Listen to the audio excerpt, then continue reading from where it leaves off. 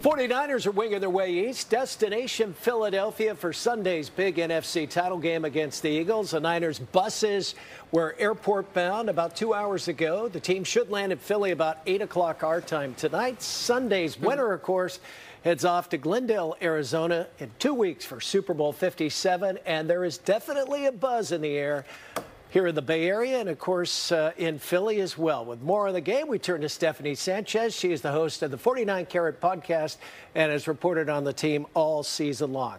Good to have you with us, Steph. Thanks for having me, Frank. All right, well, let's start with the Niners' two top running backs, Christian McCaffrey, Elijah Mitchell.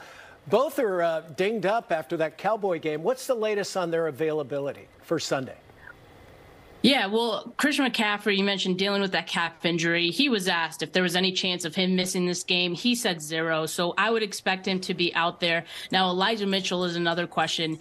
He's been dealing with a groin injury throughout the week. He practiced limited basis today, so it's unclear at this time whether he will give it a go. He's currently questionable for the game on Sunday. Yeah, I heard he got in just a little bit of practice today and didn't practice earlier in the week. Let's talk about Brock Purdy, but before we do that, he spoke right before leaving Santa Clara. Here's Brock Purdy on the big game. It's another week in terms of preparation and the game planning and going to practice and everything.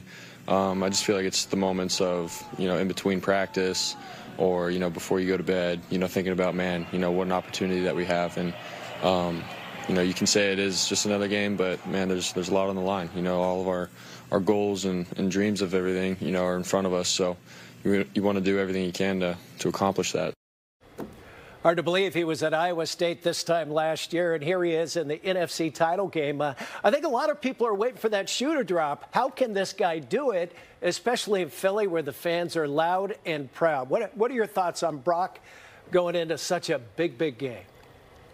Yeah, it feels like every week he gets closer for the shoe to drop, but it never happens, right? So this week it's going to be tougher. He only took 2 sacks early against the Cowboys, but he settled in. He made some big plays when he needed to, especially on third downs where he was 8 of 11.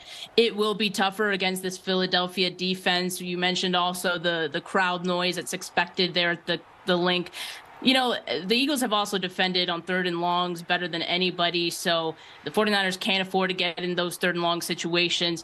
The Eagles lead the league in sacks. You can't let this crowd get any louder than it's already going to be. So I think a big key for this Kyle Shanahan and this 49ers offense is just getting the ball out quickly. Take the game out of Brock's hands maybe. Let your playmakers do the rest. And I would argue that Purdy doesn't need to have as big of a game for the 49ers offense to be successful as Jalen Hurts needs to in order for the Eagles offense to be successful. All right. Well, that leads to my next question. As the Eagles offense goes, so does Jalen Hurts. 22 touchdown passes.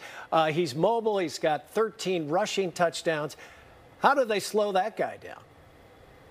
Well, you're not going to be able to stop him entirely, right? So it's really going to be about limiting him. And when you play a mobile quarterback, it takes a lot of discipline to be able to limit that. And specifically, when you're pass rushing, you have to make sure that you're keeping the pocket tight still and you're not allowing any rushing lanes, because if there is any open area for him to run through, he is going to, and he might be able to gash you for a big play. But I think the 49ers can live with that. What they can't afford to have happen is allow any big plays downfield. So if there's any time where, Jalen Hurts is running out of the pocket, you can't have defenders coming down. You can't have all of them trying to tackle Hurts at that point in time, because he can find someone open at that point downfield.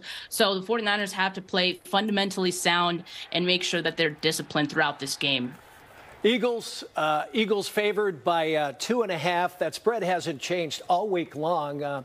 If the game were at Levi, I bet it would be a pick'em game. The Niners. They're disciplined throughout this game. Eagles favored by 2.5. That spread hasn't changed all week long. If the game were at Levi, I bet it would be a pick'em game. The Niners might even be favored. That's how close these teams are. Talk about that home field and what it means to Philly. And their fans are ridiculous.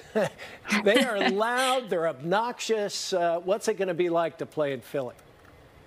Oh, yeah. I mean, they're relishing the moment to host another game there, and the 49ers are just going to have to deal with that crowd noise. And like I said, there are some things that the 49ers can do to try to mitigate that crowd noise. One, having successful drives on offense for sure, but this is going to be a challenge for Brock Purdy, right? He's gotten some experience with that when he played in Seattle on that Thursday night game, and he seemed to deal with that pretty well. And he's also played in some loud games in his college career.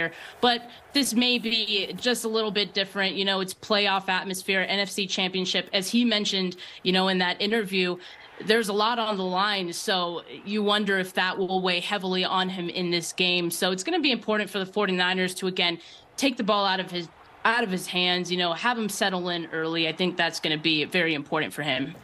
Well, we'll all be glued, I know, come noontime on Sunday. Stephanie Sanchez, 49 Carat Podcast. Thanks so much and enjoy the game, Steph.